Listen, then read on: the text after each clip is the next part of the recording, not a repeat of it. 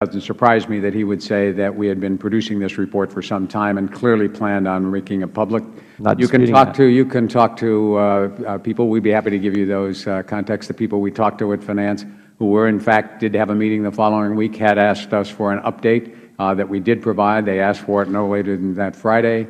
I am confident, and I am very confident, that no one working on this report had any idea about it other than that we were going to produce it and provide all of the information to the public. I think any other assumption is not based on facts. Are you willing to make those witnesses available? Are you going to make us subpoena them so they can come here under oath and testify that, yes, in fact, from mid-April, when the Commissioner knew that Lois Lerner emails were lost, we were planning on telling the Congress as soon as we got all the information.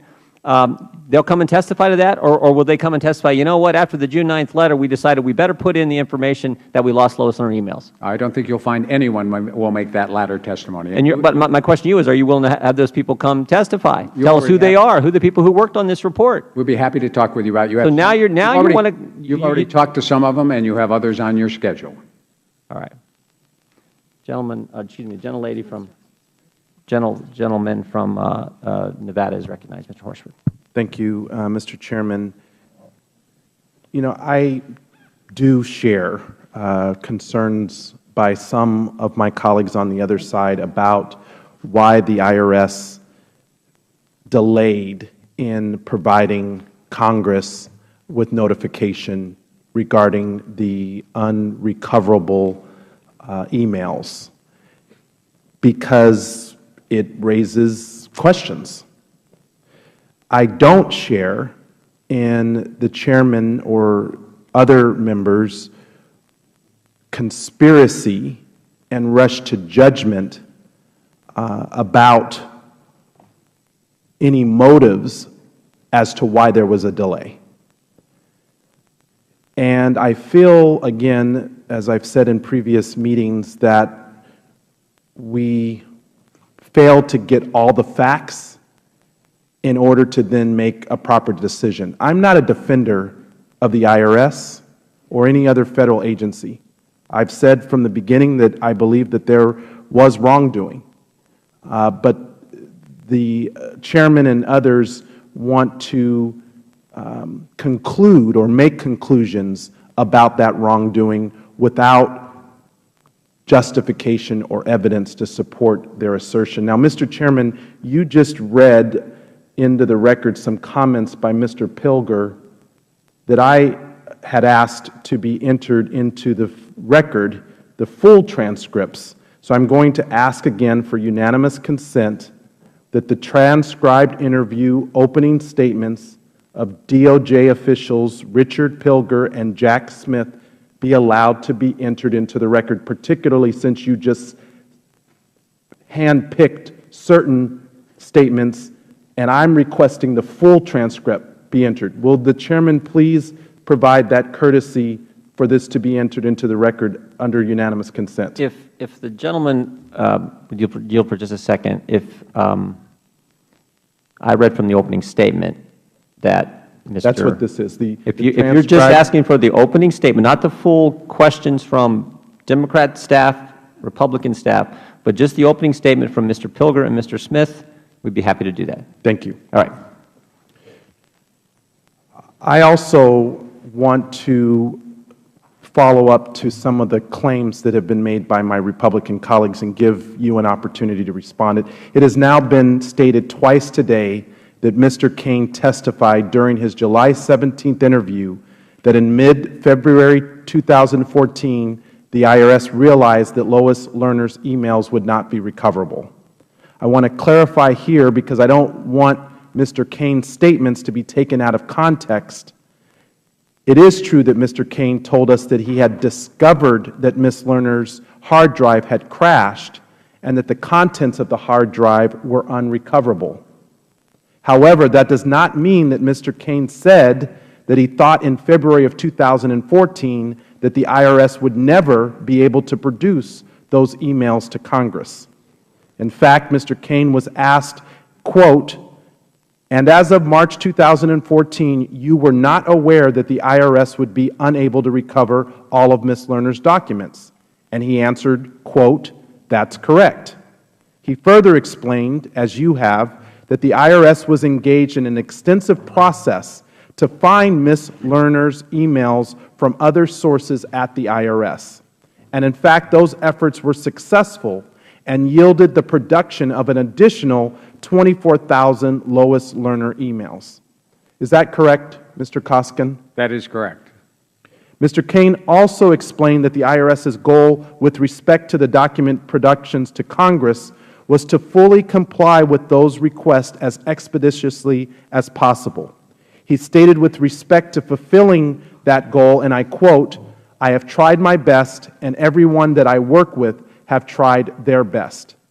Commissioner Koskin, do you share that belief that every effort was made to provide this committee and others with those emails that you were able to recover?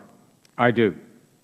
And beyond the issue of failing to notify us in a timely manner, then the question becomes, what can be made of why that timeline was delayed? Right. And as I've said, first of all of the emails in question had been provided in the normal course to this committee and the other investigators. So there was no attempt to not produce information that showed that, in fact, there had been a problem with Lois Lerner's hard drive. In fact, none of us, IRS or investigators, noted that in the fall productions there were emails from Lois Lerner saying she had had problems with her hard drive and had lost emails. But everybody then appropriately was looking at subject matter. But it's not as if any of these emails were withheld or not produced in a regular manner. So that as we were working in April and May, pulling all the information together, trying to determine how many emails we actually had, we were producing emails as a regular matter, and the emails that were the basis of our June 13 report had all been provided previously to all of the investigators. Thank you. Gentleman's time has expired. The Chair now recognizes the Chairman of the committee, Mr. Issa. Thank you. Commissioner, I really wish we had your IT guys here instead, because it is inherently a little hard when we're asking you so many questions that are not related directly to your past experience. But I appreciate your continuing to volunteer to come up. Hopefully, as we interview some of your IT professionals and others involved, it will make it easier to direct questions. But a lot has been done to talk about this, a drive this large that apparently went so bad that not a single piece of information could be saved. And you've asked us to believe that your very special experts couldn't save one piece of data from this drive, or one just like it, correct? That's what I was advised, yes. And that's what the email strain that we produced and I testified about at previous hearings says. The American people don't believe that. You realize that it's the idea that we can recover the last 17 or 18 seconds from Challenger exploding above our atmosphere, falling to the sea, and being left under the sea for a year, that we could recover the voice from that, makes people wonder why a product that simply came in and out of the office with Lois Lerner every day, suddenly not one piece of data could be recovered. Doesn't surprise you. The American people just have a hard time believing that, does it? Well, I don't know whether the American people broadly view that, but I do understand that when our Criminal Investigation Division, which are experts at extracting information, say they could not recover any emails, that seems probative on the one hand, but on the other hand, I could understand people saying, well, if you kept trying. But do you think it's reasonable for us to check with your criminal investigation people, interview people involved to see if that passes the reality check in spite of what the American people may think or the doubts they may have? Do you think it's fair for us to check into that? Yes, and in fact, those interviews are being scheduled. Have some of them, I gather, from the press release I saw from Ways and Means, that some of those IT people have already been interviewed. So it's fair for us to do an interview and to investigate on our own in order to bring the credibility that we bring as, if you will, a doubting Thomas to the process. You'd agree with that? Yes, I've never had any concern and objection to the oversight. As I said, spent 4 years in the Senate. Senator Rivercroft was on the Government of Operations Oversight Operations, chaired that committee. I'm a big believer in congressional oversight. And I appreciate that you are. One of the things we discovered that was not made available to us early on was the existence of what's called OCS, this chat capability that exists within the IRS's network. Is that right? That's correct. I spent some time testifying a couple of weeks ago about that. Right. And you wrote me back a letter when I asked about it. And in the letter, it said basically that no records were kept because it was the equivalent of visits or phone calls. Do you remember that in the letter? Yes. Now, would it surprise you to know that we disagree with you, that in fact it is the opinion of this committee that the Federal Records Act, unless you can train and guarantee that no policy decisions, none of the kinds of activities we're discovering in email could be done on OCS, that in fact you should turn on that switch and you should collect and you should retain OCS chat unless you can assure us that it's not doing the equivalent. And I'll be brief, but I'll explain something to you. Years ago, when I was a subcommittee chairman and President Bush was in office, we investigated the Mineral Management Service. And what we discovered there was that they had systematically signed leases that were simply wrong and cost the American people billions of dollars. And we could find not a shred of evidence in emails to show the absurdity of how this came to pass. So after we deposed people repeatedly, we finally discovered that they all admitted that only the cover sheet was brought to them, that they signed or initialed and they never read the leases, so that one mistake was passed through multiple signatures. But more importantly, as we went through the process, what we discovered was at Mineral Management Service, a now defunct and disgraced organization to a certain extent after the BP disaster, they had a policy of what they called talking over the transom. Lawyers made no memos for the record. Lawyers went out of their way to have no paper trail of things they did in their consultation. I will tell you today that has to end, that the American people expect that the Federal Records Act, the Presidential Records Act, is not something to be avoided, and you should not be trying or allowing the bypassing of future oversight that you said rightfully so with your experience you believe in.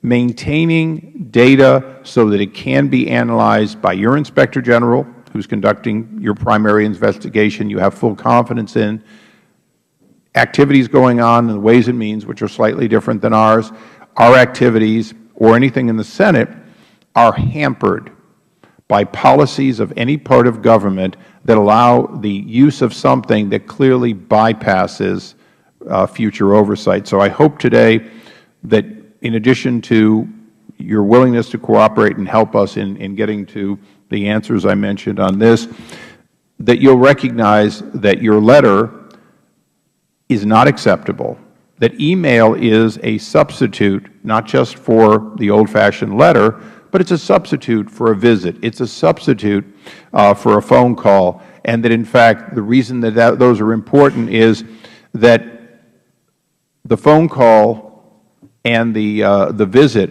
in the old days you would have done a memo for the record if in fact you wanted to do your job. That isn't being done. Emails and these chats are extremely important, and I'd like to have a second round at some time, but I would yield back at this time. Mr. Chairman, I have a point of information. Yesterday, Chairman Issa informed committee members that he will be holding yet another hearing on this topic next Wednesday. We have the notice. Could the Chairman please inform us who will be testifying at that hearing on Wednesday? Pursuant to the rules, we'll inform at the appropriate time, but at this time they haven't sent anything out, and I appreciate your inquiry. So you don't know, or you won't tell us? I think we'll regular order, please. We'll do regular order, and the chair at this point will now recognize the gentleman from Michigan, Mr. Bentivolio, for 5 minutes. Thank you very much, Mr. Chairman. Mr. Commissioner, if any of my constituents were not as forthcoming as the IRS, there would be a presumption of guilt. They would be fined, and/or have their wages garnished and/or liens laid on their home and/or savings accounts seized. When I go back to the district, I had the opportunity to talk to many IRS former employees of the IRS, now retired, and I asked them what they thought of what was going on at the IRS, and I heard despicable behavior every step of the way. The IRS no longer credible. I think at this point, Mr. Chairman, I'd like to yield back. Would the gentleman yield? Yield to the gentleman from California. Thank you. I appreciate that. And in regular order, this is helpful not to need a second round. Commissioner, there's been approximately a year of production of emails. In your earlier hearing, I remember it might take 2 years, sort of an estimate. But let me ask you a question. Have you reviewed the timeline when this committee issued lawful demands for lowest learners' emails? Have you reviewed the timeline of who did what and when? No. Would you be prepared to deliver to us a timeline, meaning calendars, activities of individuals who were charged with going out and finding those emails, what they did and when they did it? As I say, we've had over approximately 250 people doing that work. Well, no, actually you've had people redacting and you've had people legally reviewing. I'm only talking about who went and got the information, the emails, who accumulated them, the gathering. Yes, that's not just 1 or 2 people. That's a set of people. But we'd be happy to provide you the information in any form that would be usable. Well, here's the inquiry I'll ask you today. And again, you know, we appreciate your coming, but you're not the IT guy. You're not any of the 200 people per se. It is clear now from this side of the dais that we issued requests and subpoenas. 2 things were to occur. One, that the moment we issued our first letter, it required that you preserve information. There's a question about whether that was preserved, because in order to preserve it, you'd have to go look for it.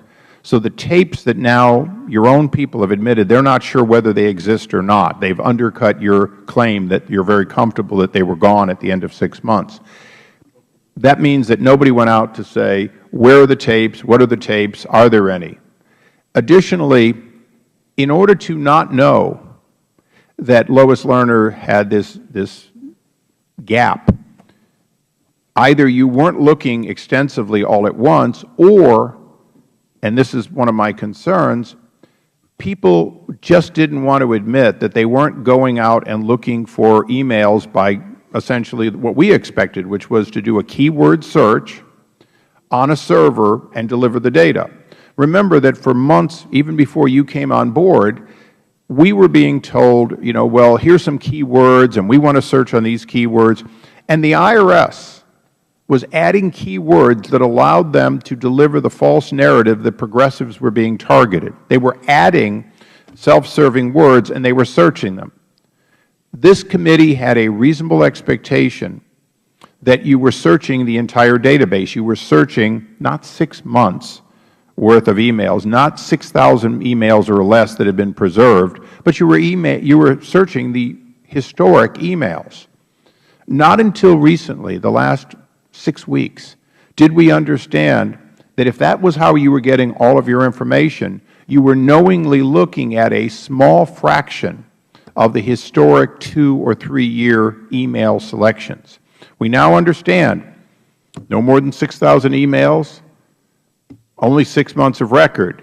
So it is now appropriate for us to understand your employees' search techniques, what they did, because at some point they must have started searching, okay, who has PSTs? Send us your PSTs. Or did they, and this is why we have to ask directly, did they send out one of these, do you have any information relevant and please send it to us? Because the keyword search would imply that in fact they were accumulating all these PSTs, these downloaded local files, and then searching them. If in fact that process didn't begin in earnest in the first week or month, if in fact your predecessor was delivering selected data from what was basically the last 6 months of things still preserved, we need to know that. Because it does appear as though in this long investigation, there has been either an absence of a willingness to disclose problems or an absence of real fact-finding, getting these emails quickly, or deliberate obstruction. We don't know which, and we would like to know, as I said in the beginning of this, who went looking for what when. Not interested in who read them, not interested in who edited them, who redacted them, or who released them. And that information would be equally valuable whether it was pursuant to the House or Senate's request or to Ways and Means or this committee's request. But giving us that gives us a timeline of who was involved in going and looking so we know who knew that, in fact, something like Lois Lerner's personal email on her personal hard drive was of any relevance, because this committee didn't know that there was a lack of a central database for the first almost a year of this investigation. I thank the Chairman and yield back. The gentleman yields back. Chair now recognizes the gentlelady from Wyoming for 5 minutes. Thank you, Mr. Chairman. I have no doubt, Mr. Koskinen, that morale at the IRS is low. I want to tell you about morale in Wyoming. The people of Wyoming who I work for all feel targeted. They think the IRS is out to get them. They are lower than a snake's belly about the IRS because they know that Lois Lerner was brought into the IRS from the Federal Elections Commission, where she had a history of political targeting, political bias. They know that she was tapped to enforce the largest tax increase in history, Obamacare, after she targeted conservative groups while overseeing 501c4s, tax-exempt organizations. They saw her come to this committee and say, I've broken no laws, and then take the fifth. They know that we subsequently found out that she did break a law, that she provided confidential taxpayer information to another federal agency, which is against the law. And they know that so far she's gotten away with that the Justice Department isn't doing anything about it, and that she got away scot-free. They know that when they get letters from the IRS, that they're being targeted. I have a constituent who got a letter and an investigation from the IRS that has cost her $50,000 just to close her estate, because they keep asking her, what make and model is your bed? Your bed? They think her bed is some expensive antique. Incidentally, she is a very active member of the Republican Party. She feels targeted. Morale is low in Wyoming because our government has turned against us. So this is a legitimate investigation. I hope it continues at length. I hope it goes on until we get to the truth, because the people we work for feel like the government is getting away with their tax dollars that they don't know. They feel like the government is denying them tax-exempt status that they deserve. They feel like they can't trust the IRS. That's why this investigation. That's why you're here and ask the same questions over and over. I'm sure it's frustrating. We're frustrated too. But it's because our constituents are mortified and scared and are going to take matters into their own hands because they don't feel we have the ability to do it ourselves. So, with no apologies for the morale at the IRS, and no apologies for how many times we're asking you the same questions over and over, Mr. Chairman, while I thank you for your attendance, I do yield back the balance of my time. Would the gentlelady yield? I will. Some people just don't have enough questions for you, Commissioner. I mentioned the timeline and my interest in that. Let me just ask you one other question, which is, when you look at this investigation and you look at the fact that a Federal judge is now ordering you to show certain things, you look at your IG's investigation, you look at our investigation, are you aware and do you recognize that the three separate channels are perceived and in reality are very different as to what your responsibilities are and how you approach them? My response to all of them is the same. If people have, from any branch, government questions, we have an obligation to respond to them in response to— Well, I appreciate that, but the IG does, in fact, work under you. He has limited authority. Absolutely not. I understand his independence, but in fact— he works for he's the Treasury Department IG. Right. We have no control, influence over him. He doesn't work in the IRS. But in fact, he has testified that when he wants information, he has to ask for it, and he may not always get it. That in fact, there's a process, and sometimes it's very frustrating for him to get information, even though you say he's independent. He doesn't have the authority to demand things and automatically get them. Isn't that true?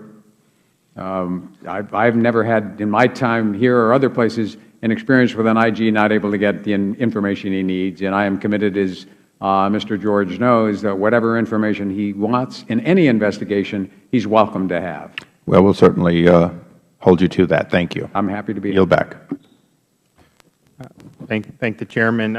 For the other members who do want to do a second round, we will do that. And so I'll kick it off and recognize myself. And I just want to reiterate, people have mentioned the morale. And granted, a lot of the things that happened were before you were there. But I do think it's worth mentioning that there are a lot of taxpayers who have had their morale hit. When they see some of the conference spending that's gone on, $50,000 for a Star Trek parody video and other lavish expenses on their dime. And again, that was before you were there, but that really irks a lot of folks and certainly our constituents. And I think the same goes for the targeting when people feel like they were being targeted or in fact were targeted simply from exercising their constitutional rights. I think that hurts their morale too. And so I just think it's important that we mention that. Now, a lot has been going on about when you knew there was a problem, why you delayed telling Congress. And I think it is the case that the standard that would be applied to an official such as yourself is not simply what you actually knew, but what you should have known. In other words, you can't bury your head in the sand and not be apprised of what people in your organization know. And so I think that's going to be a question is, clearly, there were people at the senior leadership level in the IRS early February, mid-February, who knew that the problems were more substantial than what you indicated to us that you personally knew. So the question is going to be, why did you not know more? And I think that goes into what I and some other folks have raised, and I know my friend Mr. Cartwright disputed the notion that this is being investigated by the Justice Department. And just so we're clear, because I don't want to be lobbying charges that aren't true, here's the transcript from last week's hearing with James Cole, DOJ Deputy AG. Chairman Jordan, the fact that the Commissioner, meaning you, at the Internal Revenue Service delayed telling Congress, the American people,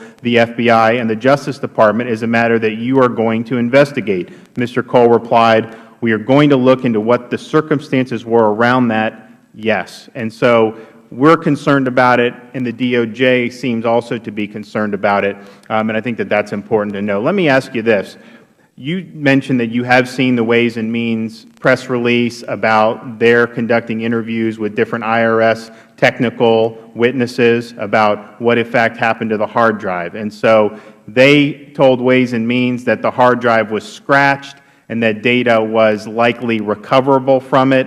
And of course, the IRS just last week in federal court has filed a declaration saying consistent with what I think what you've testified to, that the hard drive was destroyed and, in fact, no data was recoverable for it. So my question is, what's an American to think when they see some witnesses telling a congressional committee scratched may be recoverable, but yet the IRS is representing in Federal court that it was destroyed and completely unrecoverable? I wasn't there, and I haven't talked to those people, and I don't know what that interview yesterday But was. the technical people would be the ones that we would most want to talk to about that, correct? All I know is the emails that I've testified at a couple previous hearings about show that there were efforts made by Ms. Lerner and the IT department to restore the hard drive. It went to the Criminal Investigation Division and their experts, and they said they were not able to retrieve information from that hard drive. That's all I know. That's what the emails contemporaneously at the time showed and said, was that they had tried, the experts in the IRS had tried, they were unable to recover any information. Okay. So, and I read the pleadings, and I take that point, but we are getting conflicting information, it seems, in the Congress at this point. So I think it's going to be important that that be resolved, because clearly you can't be telling the court one thing and then having people in the organization who are on the ground and maybe had intimate knowledge telling the Congress the other thing. I'm almost out of time, but just very quickly, switching gears a little bit, the D.C. Circuit issued an opinion about the IRS's regulation as respects to Obamacare subsidies, taxes, and mandates in the states that have exchanges not run by a state but run by the Federal Government. Given that right now there's a circuit split where you have the Fourth Circuit saying that basically it was either a close call or a Scrivener's error, you have the D.C. Circuit saying actually the IRS didn't have the authority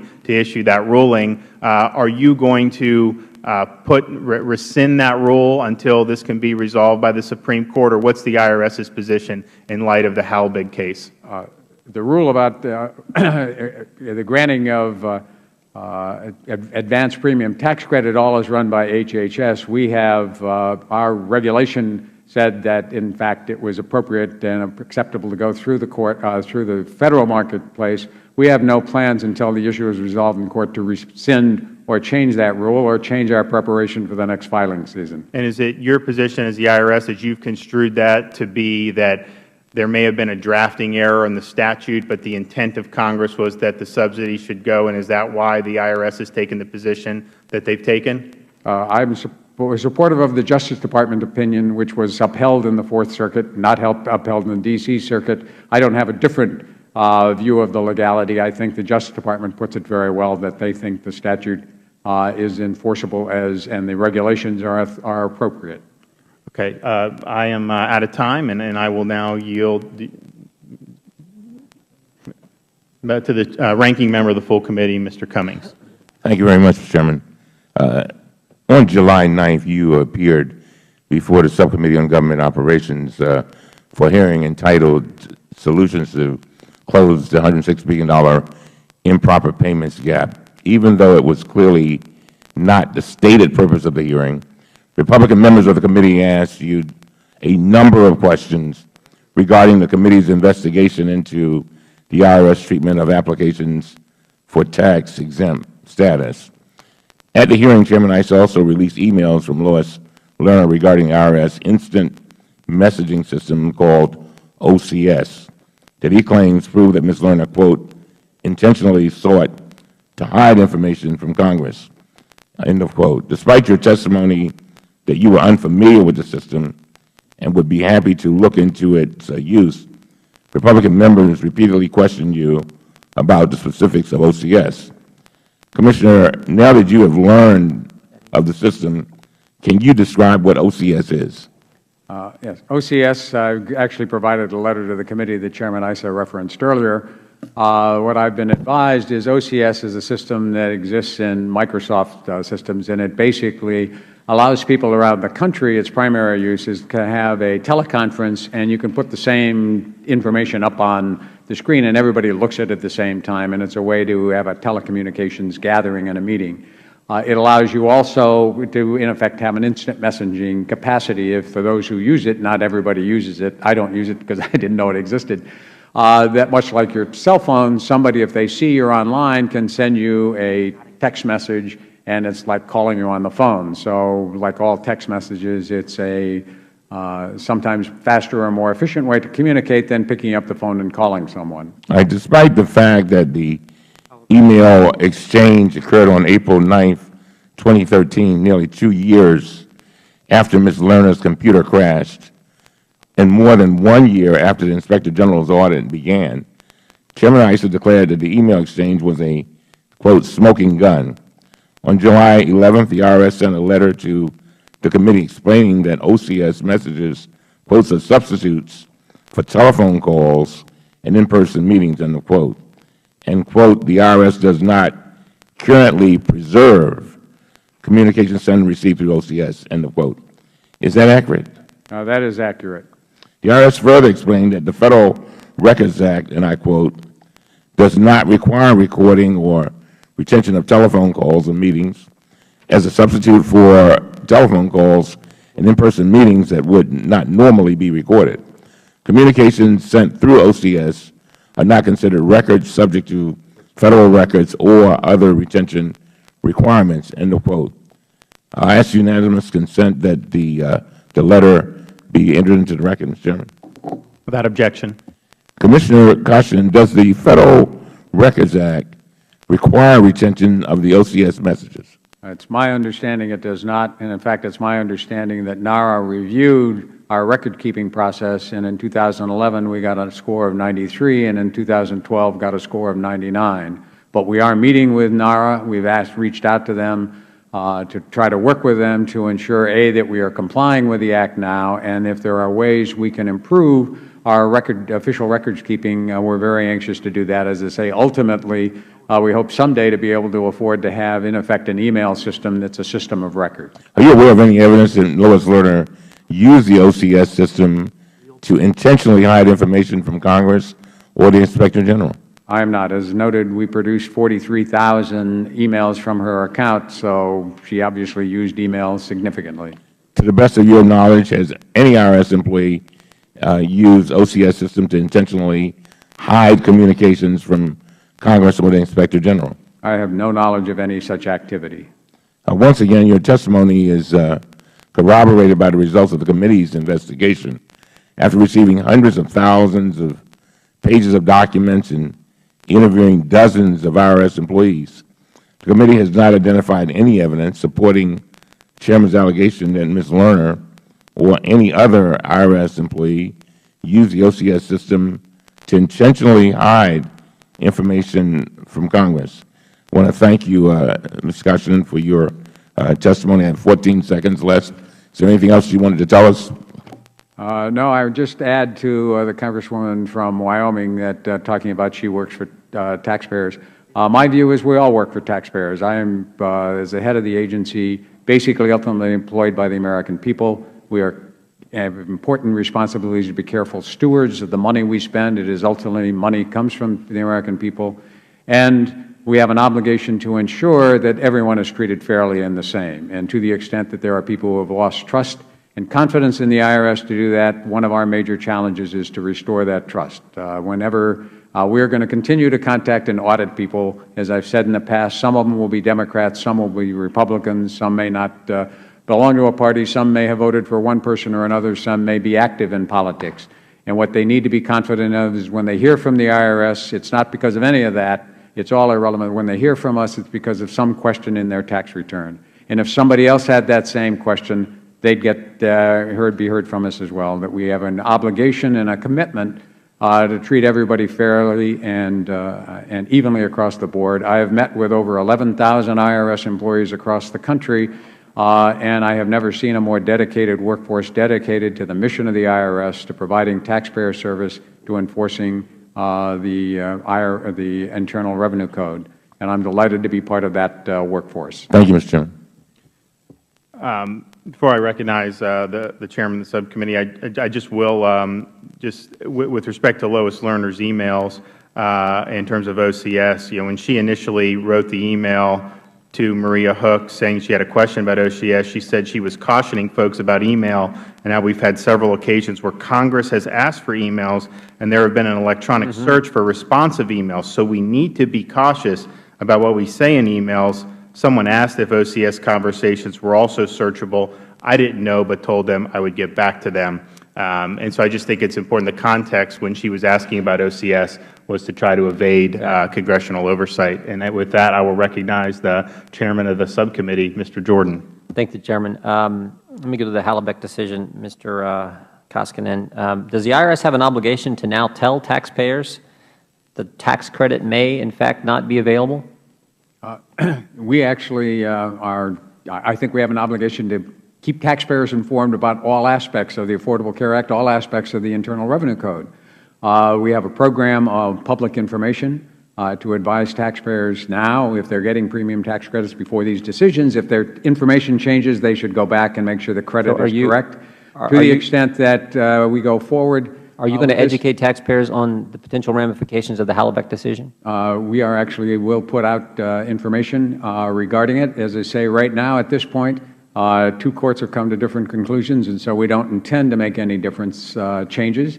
And therefore, I think our advice, although it's not totally in my control, because it's a policy issue of how to deal with it, and we're just tax administration. But my general assumption is people will and should continue to operate as they have thus far until we get to a final court decision. And the courts have not indicated that anyone should do anything differently. Let me go to the Ways and Means statement yesterday, their press statement.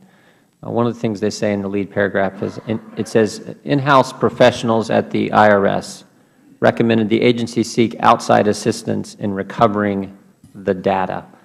Are you going to do that? Or have you done that already? Outside professionals to recover data lost or maybe that may be recoverable on the scratched hard drive or the tape that now, in fact, may be available? Is that something the IRS is going to do?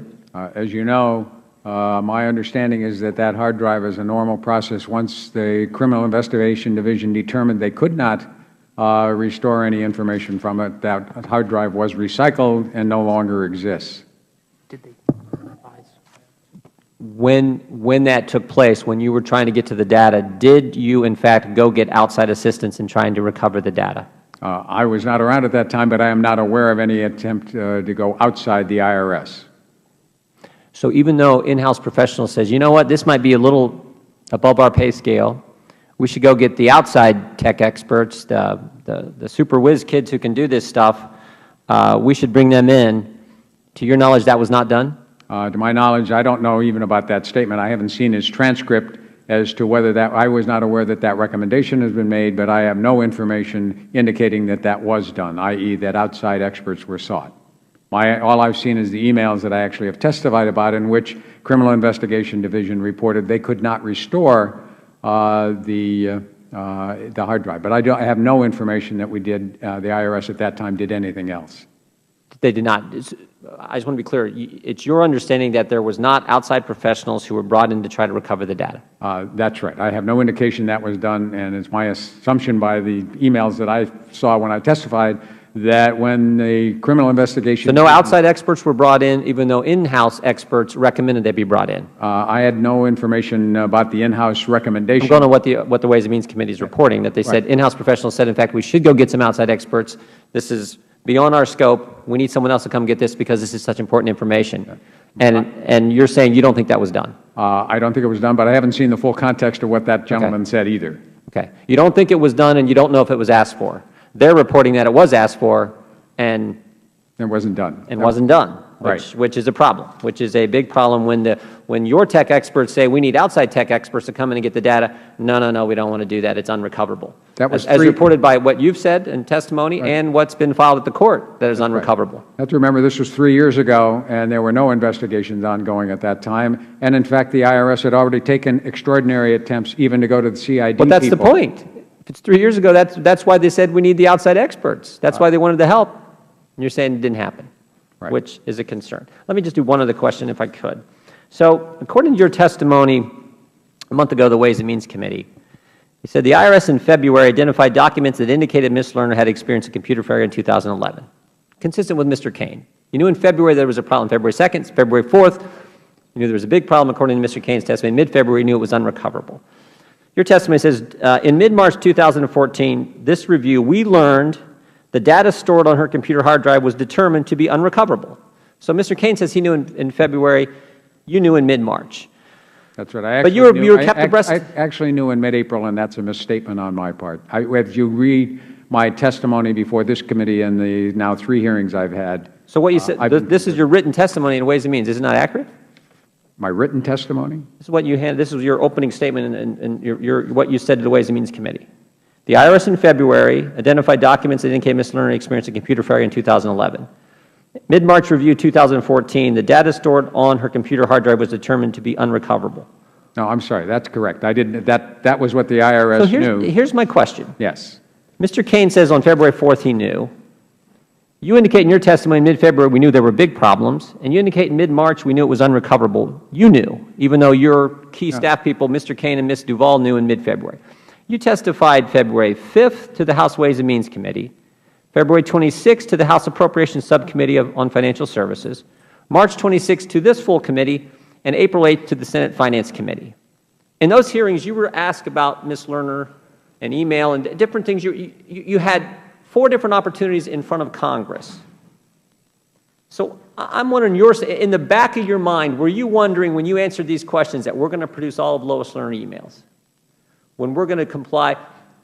In the back of your mind, were you thinking, maybe I should let these guys in on the little kind of important fact that, you know what, we've already determined that her hard drive is unrecoverable? Was that ever in the back of your mind when you're answering questions from members of Congress in 4 different committees over the time period when you've already learned significant facts, even though in your mind, as according to your testimony, you didn't fully know that we'd lost them all for good, even though you sort of knew that it was pretty darn likely you'd lost them all for good, in the back of your mind, did you think, you know what, maybe I should fully disclose what the real status is of Ms. Lerner's emails? No, as I've testified several times in the past. That didn't enter your mind at all? I didn't know that there were emails lost. I personally didn't know, and that's what I was testifying about until the middle of April. When I testified, and I've said this before in several hearings, when I testified on March 26, I did not know that her emails were not recoverable. But this is your testimony. Right here, I'm reading, this is John Koskinen testimony. In the mid-March 2014 timeframe, we learned the data stored on her computer hard drive was determined to be unrecoverable. So that's certainly before the March 26th hearing and the April 8th hearing in front of the Senate Finance Committee.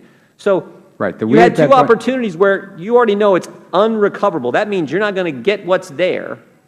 No, I'm sorry. As I say, I go to the point earlier. I take responsibility for the agency. When I said in that trying to report to people what we knew, that's what the IRS knew. When you ask me specifically what did I know, I knew and didn't know until April, even though if you told me now that Tom Kane said he knew in February, I would henceforth say we as the IRS knew in February. I myself personally did not know. So when you're, when I testify, I tell you what I know. This goes right to the Chairman's point. When your chief counsel knows in February, mid-February, that it's unrecoverable, you can't come in front of Congress and say, I didn't know, that's why I didn't answer it. Your chief counsel knows. You should have known, and you should have disclosed that, and you didn't. I didn't know, and I didn't, and therefore couldn't disclose, and you're exactly right. I have not hidden behind the fact that somehow this is somebody else's responsibility. I am perfectly prepared to take full responsibility for exactly what we did with the production of the information to the Congress. But you didn't tell us that in your testimony. You didn't tell us, you know what, in March 26th when you were answering, you didn't tell us that. It would have been nice if we'd have known at that point, Kate Duvall and Tom Kane already knew it was unrecoverable, but somehow they didn't tell you because you'd have to disclose that when asked about it in Congress? Was that why they didn't tell you? I have no idea. This was an iterative process. At that point, we were spending most of our time trying to produce all of the information for the determination process, which we were able to do by the middle of March. This is what no one can figure out. Something this important. Lois Lerner, the lady who sat in your chair and took the 5th, the central figure in this investigation, you lose her emails. Your chief counsel knows in February. The lawyer in charge of document production knows in February. And they don't tell you, and you can come in front of Congress 4 times and not disclose that. And then when you do learn in April, you can wait until June 13th to tell. That is what the American people are like, no wonder there's a morale concern, and no wonder there's a distrust. That is unbelievable. Well, can I just add one point?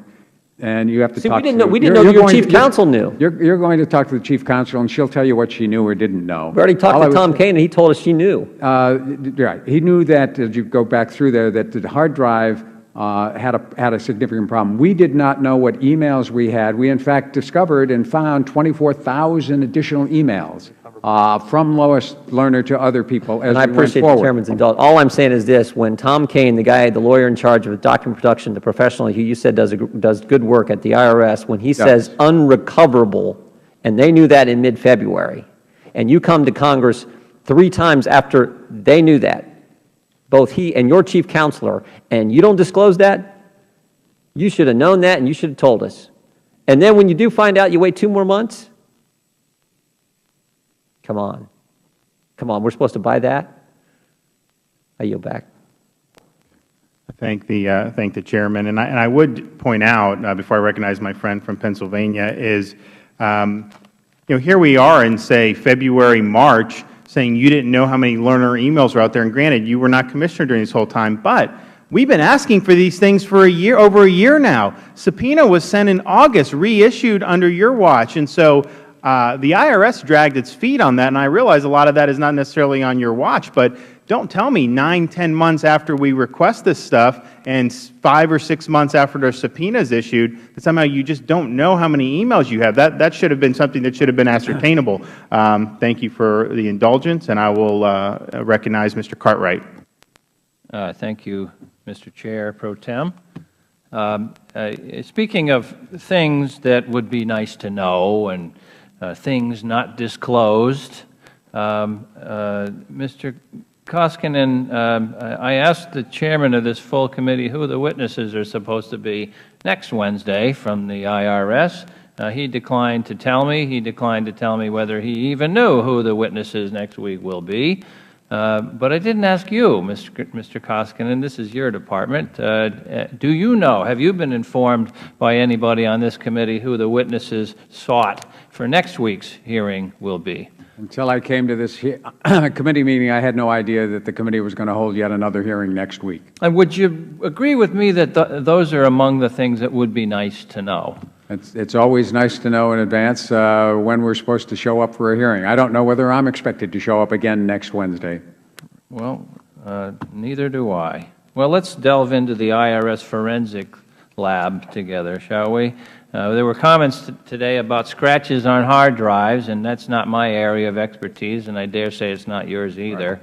Right. But we did have John Minsek, an analyst from the IRS Criminal Investigations Unit, meet with Ways and Means staff on Monday. He told them he did not find anything suspicious about how a scratch got on Ms. Lerner's hard drive. The analyst, Mr.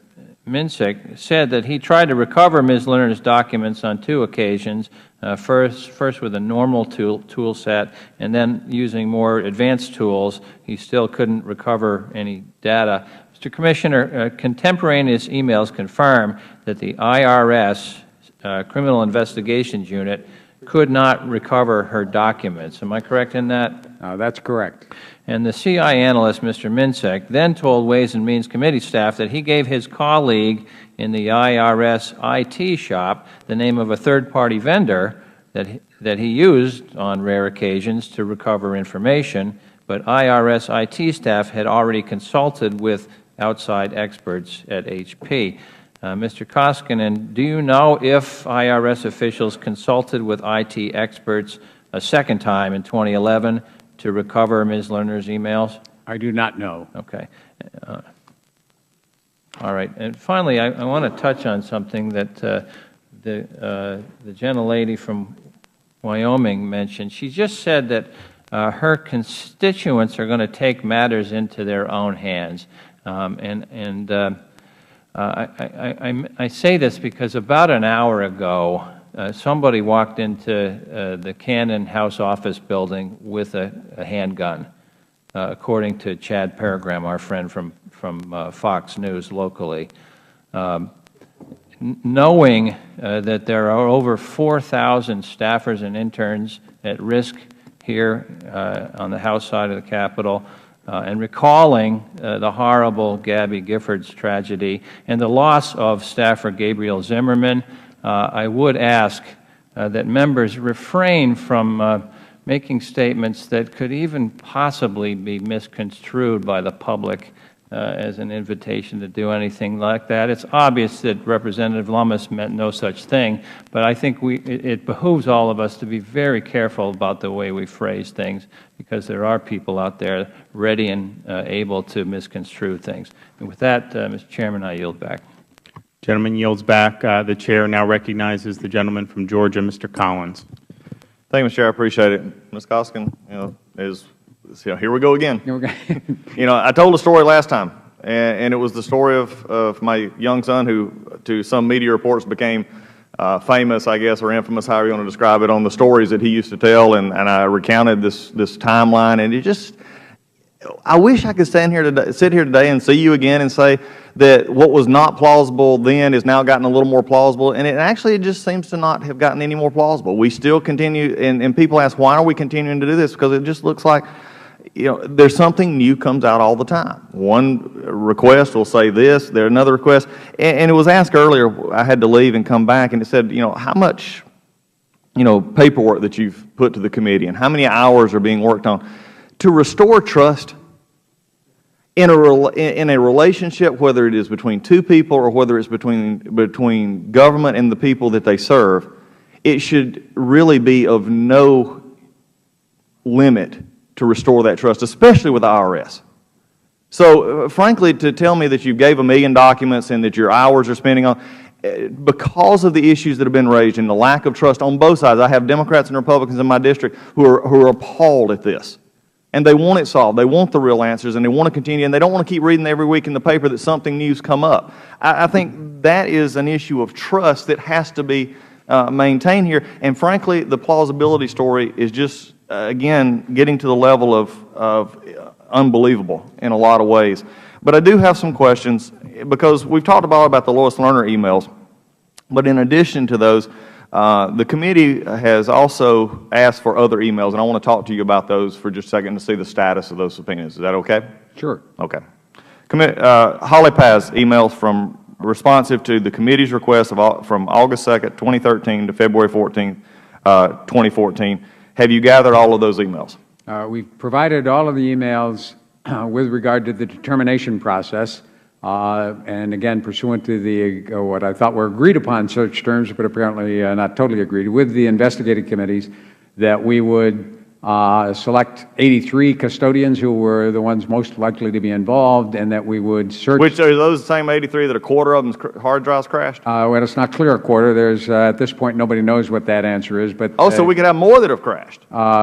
We could have more. We could have less. I don't know until we find out. Does that just not boggle the mind that of a small number, about a quarter, and we can argue back and forth, a quarter, not a quarter, I'm not a mathematician, neither are you, but that there may be others in that subset that deals with the areas we're asking for? Yes, and that's a perfect example as to why it would be very helpful had we been able to complete the investigation of what happened to the custodians. We could tell you.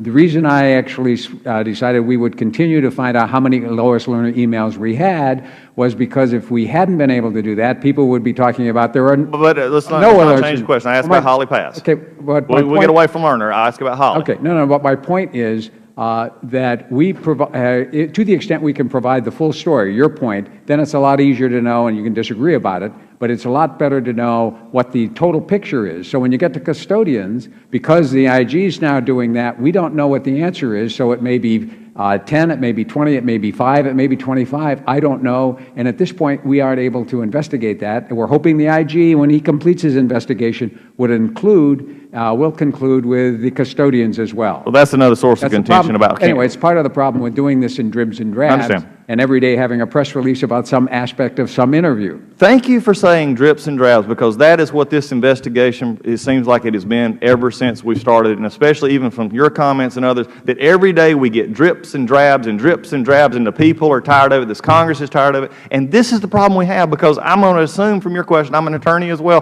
that that's a no. After all you said, you've not gathered all her emails, or that you don't know if you've gathered all their emails. No, exactly right. I didn't mean to be evasive. We provided all of the emails that were determined to be relevant to the determination process. We have not yet provided all of her emails, because our first priority, agreed with this committee in March, was we would find all of Lois Lerner's emails. So no. So the question, William Wilkins, same question. Yes or no? Same answer. You've got all of No. his emails that are responsive to the investigation that started all of this. Okay, but no to all. Jonathan Davis, same question. Again, you've got all of his. No. I mean, because if this one, all is all. I mean, we had this conversation 3 months ago. And as I said in March, we're happy to keep working with you to figure out what your next priority is. Obviously, thanks to the system, we can't produce it all at once. We've actually produced a lot of stuff, and it takes us a long time. Part of the background in the June 13th public report was to try to explain why, with our system, it takes so long to produce this stuff. We should not have to spend $18 million. We should have a better system. There's no doubt about that. I don't disagree. And the question I have there is that, is we need them all, and in the sense of, the clarification issue here, and we just not got that. I do have one quick. I want to go back to something that was asked a lot earlier, and it was, I believe, from my friend from South Carolina. He said, we confirmed. And you said, I don't know who told me. And I've sat through, this will be my third, I guess, with you listening. And there's been a lot of meetings in which you were told information, but you don't remember who was in the meeting. Or you don't know who told you that. And it hit me as I was sitting here. Maybe there were multiple people in the room, and you're not sure who said it first or who told you first. So I'm going to ask it differently. I don't want to know who told you first or last. I'm not being specific in that nature. I want to know who was in the room when you were told that we have confirmed all that. Who was, I mean, and surely you're a very bright individual. You would know at least who was in the room. I have 12 meetings a day on average. I do as well. I know most of the ones in the meeting, especially when it's senior staff on something of this nature. And those meetings average probably 8 to 10 people, so I cannot tell you about any meeting who was actually in the room, but I can tell you who was likely in the room, and that is the people who have been working on the production with your staff. Obviously, my counselor was in the room. Probably my chief of staff was in the room, but I can't tell you, and I don't recall because it wasn't significant at the time, who else was in the room. We were reviewing the document. It was significant at the time that you may have lost email. That was not a significant meeting? The issue here was whether we could confirm. Your question was whether we could confirm. Confirm, even, okay, but you're dealing in a bigger issue. I said, is that not significant? This entire issue is significant, but I'm actually running an agency that has to deal with filing seasons. We have overseas voluntary disclosure programs. We have voluntary tax return programs we've been putting out. We've been simplifying for small charitable organizations. And look, I understand that, and that is a great diversion to what we're asking right here. And I get that the IRS has other issues, but I also get that the American people, even over years of making fun and doing everything else that unfortunately the IRS has had in the past, it's not now just the fact that they don't like the IRS because they take, they have to send their money in. They're now where there is an issue, both party line irregardless, they're not sure about the IRS because they don't trust the IRS anymore. Right. And when that is an issue, everything should be focused on that. And this is the question that makes it just completely implausible on we keep getting dribs and drabs. I appreciate what you said on dribs and drabs because that's the problem we have right now. And that's, I'll yield. Right. Could I just make one point clear, and that is nobody has a greater interest of getting you all the information you need and getting closure on this than I do and the people at the IRS. If we could conclude one of these 6 investigations, find out what the determination of facts are and the recommendations are, we're delighted to take those recommendations. We've accepted all of the Inspector General's recommendations. The last thing in the world that benefits us is to have this go on any longer than necessary. So whatever we can do as fast as we can produce documents. The relevance of the 960,000 pages isn't that a big amount. It takes a lot of time to get all that done in our system. The one thing we will agree upon is getting to the end of this is the end result so that we can move on this and the people can restore the trust in a government agency in which they need to have trust that they don't have now. The gentleman's time has expired. I'm going to recognize the gentleman from California for 5 minutes. This is round 4? No. This when people yielded me time under our arcane rules, that doesn't count. Okay. But I'll be brief. Commissioner, we have a history, and I want to make sure I get the history straight today because it does matter for this committee. You constantly talk about this agreement and discovery and so on.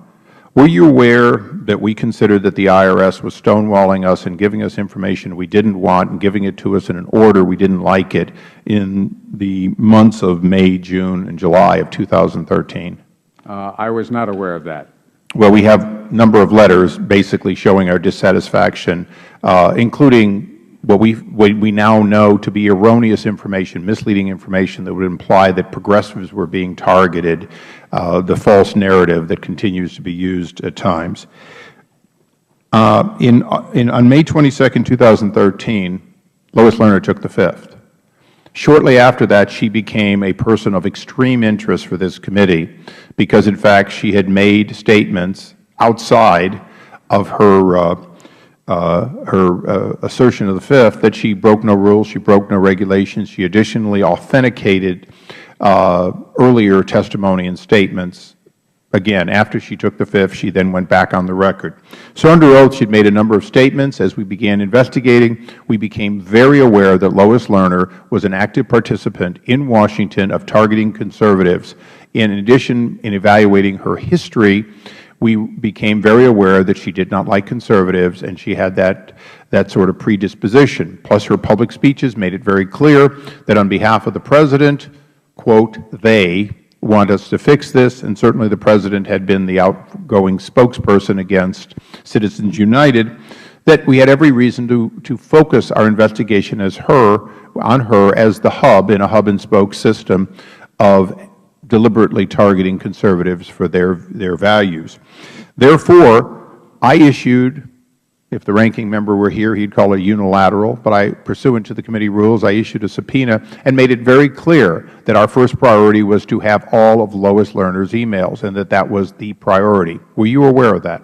I'm aware of that subpoena, yes. And you were aware that that was our goal? You have 8 items on that subpoena, and that's at the top of the list. Very good. Therefore, when we interviewed Thomas Kean, and we asked him, so is it fair to say this subpoena had no, and this is the subpoena of August 2nd, this subpoena had no impact on the process that you were following or the documents that you were reviewing? That was our question. His answer, it didn't impact our production process. That's correct. Question, did it have any impact on which documents were chosen to review? Answer, no. Additionally, throughout that transcribed interview, what we discovered was that you all met, had a discussion, if you will, and decided that you were not going to prioritize any aspect of delivery of Lois Lerner's documents, even though she had taken the fifth before this committee, even though she clearly had public statements, and she had been a person who had already unlawfully leaked, by planting a question, the outcome of an IRS TIGTA investigation. All of that is undeniable. Why in the world should the American people believe that you are cooperating with us when I issue a subpoena, our committee makes it clear in multiple letters that these are our priorities, and now we have sworn testimony or testimony under penalty of perjury, that you didn't make any changes. You basically continued business as usual, which was delivering us based on, you call it mutually agreed, but they were your criteria primarily as to search terms, and never disclosed to us that those search terms were searching but a small portion of what should have been the entire database. Do you have an answer for that? Well, I wasn't there. My understanding is there are 5 other investigations that are now going on and were going on then. That there were a wide range of requests for documents from Senate Finance Committee, Ways and Means, Permanent Subcommittee, as well as— Did any of them issue binding subpoenas? And I don't think anyone else had a binding subpoena. My understanding, and I wasn't there, was that— But after February 2014, we issued another subpoena. Did anything change then? At that point, we were, as I've testified before, we began to pull the rest of Lois Lerner's emails. We started with the analysis of the emails already produced. And that's where it was discovered that there were fewer emails in the 2011 period. We completed, one of the priorities at that time, though, competing priorities, was to complete the production of the determination documents that everybody was interested in. There was kind of I gather, a process by which, with all of the conflicting questions, to try to respond to documents that met as many of the requests as possible. And most of the requests certainly for finance, and at that time Ways and Means, were for documents around the determination process. That was completed, and then since that time, the full court press has been to produce all of Lois Lerner's emails, for whether in her account or any other account. Thank you. Earlier on, I asked you for a discovery process of who was looking for when throughout a timeline, and your assistant took it in very copious notes there. I want to just add one clarification to that process. Obviously, we're interested in what you did during subpoenas, but we're getting that. You have delivered some, I guess we're looking at an exorbitant number of documents that you constantly and many people constantly cite. What we don't understand, that I think the committee has an absolute obligation to understand, is in this process of what you looked and where you looked, understanding the sources that this has come from. Because we're a committee of oversight and reform. We're a committee that has an obligation to see that you spend the American people's money properly. It appears from this side of the dais as though the process is very fragmented, that in fact you're looking sort of under cookie jars, to use an expression of my youth, that you're providing large amounts of data from certain periods that, based on a 6-month backup and a very small server capacity, wouldn't exist. So that means that they probably came from other places. And we need to understand all the places they came from, where you went. You've sent us, in many cases, hugely redundant emails. In other words, same emails can come from multiple places. Understanding that so that we can figure out how to prevent it in the future is important, because this is not the last time that a Federal judge, an IG, or a congressional committee is going to want to know details. I think we can all agree to that. Just as corporate America receives countless subpoenas for document production, so much so that they develop software explicitly to do these kinds of searches, and retention policies for that reason. Can we have your agreement that we'll receive some accounting of how that happens? Yes. And we'd be glad to talk further with your staff to make sure we give you exactly what you need. But we did, you're exactly right. We looked in the logical places, and I understand we looked under every cookie jar. We actually were dedicated to making sure that we found every existent Lois Lerner email on her account or anybody else's, so that we would be able to say, these are all the Lois Lerner emails we have, and that's led to 67,000. And I will make a rather unusual request in this case. We're more than happy to have a small group briefing meeting, bipartisan meeting, with the individuals who have been involved in this, so that, separate from the investigation, which is important and ongoing, the question of efficiency, the cost effect of fragmented data, the cost effect of having, and I held it up several other times, individual drives like this that people have, notebooks that have been taken offline, all the other things that I suspect are one of the reasons this has become so expensive and difficult.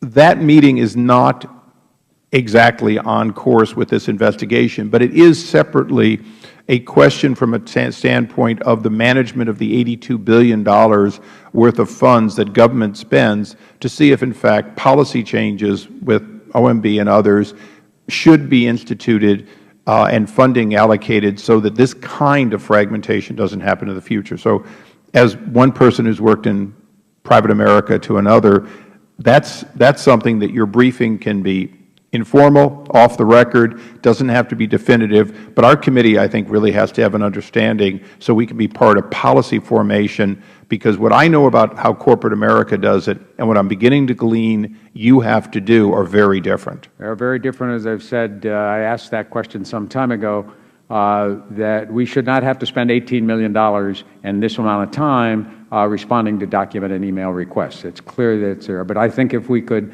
kind of get two birds with one stone, we could, as you say, have that briefing that would answer your questions about how did this discovery process go, and then what are the problems with that going forward. Because it is my understanding that there has been a tremendous amount of effort made to make sure that we found every document responsive to the committee. It is a lengthy process. Again, the June 13th report starts out trying to explain to all of the investigators what the process is and why it is so anachronistic and so difficult. And I agree with you totally. Going forward, it would certainly help all of us if we had a more efficient system for preserving and finding documents and emails.